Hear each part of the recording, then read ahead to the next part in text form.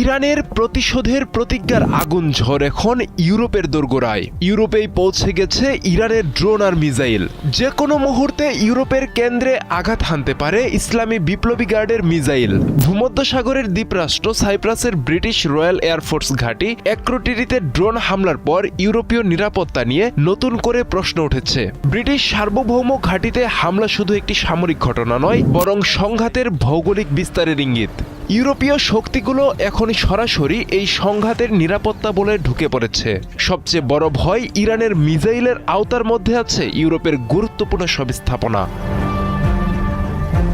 ইরানের ক্ষেপণাস্ত্র ভাণ্ডার বহুস্তরীয়। ক্ষেপণাস্ত্রের পাল্লার মধ্যেই পড়ে ইউরোপের বেশ কিছু দেশ। প্রধানত তিন ধরনের রেঞ্জ ইউরোপের জন্য গুরুত্বপূর্ণ।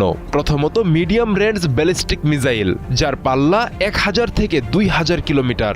এই রেঞ্জের মধ্যে রয়েছে খেইবার শেকান, এর পাল্লার মধ্যে পড়ে সাইপ্রাসের ব্রিটিশ ঘাঁটি, গ্রিসের দক্ষিণাঞ্চলীয় সামরিক স্থাপনা ও তুরস্কের নেটো ঘাঁটি।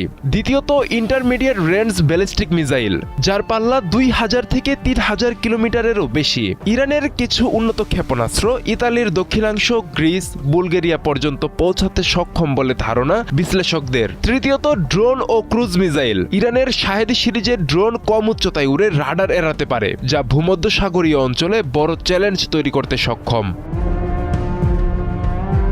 সাইপ্রাস ইউরোপীয় ইউনিয়নের সদস্য হলেও দ্বীপটিতে রয়েছে ব্রিটিশ সার্বভৌম সামরিক ঘাঁটি। আমেরিকা ইসরায়েলের সঙ্গে ঘনিষ্ঠ সমন্বয় থাকায় ইরানের দৃষ্টিতে এটি কৌশলগত লজিস্টিক হাব।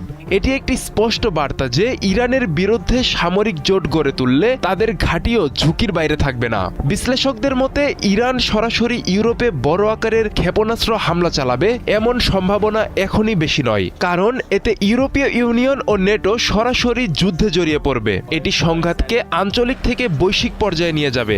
কূটনৈতিক ও অর্থনৈতিক পরিণতি হবে ভয়াবহ। যদি ইতালি, গ্রিস বা অন্য কোনো নেটো দেশের ঘাঁটি সরাসরি ক্ষেপণাস্ত্র হামলার শিকার হয়, তবে নেটোর আর্টিকেল 5 সক্রিয় হওয়ার সম্ভাবনা রয়েছে।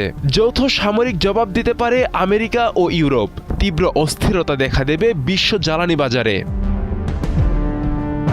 ইরান এখন দেখাচ্ছে তাদের ক্ষেপণাস্ত্র শুধু মধ্যপ্রাচ্যের মার্কিন মিত্ররাষ্ট্র নয়, ইউরোপের ঘাঁটিতেও চ্যালেঞ্জ করতে পারে। তারই ইঙ্গিত সাইপ্রাসে হামলা। চাপ বাড়ছে আমেরিকা ইসরায়েলের জোটের উপর। ইউরোপকেও নতুন বাস্তবতায় দাঁড় করিয়েছে সাইপ্রাসের ড্রোন হামলা।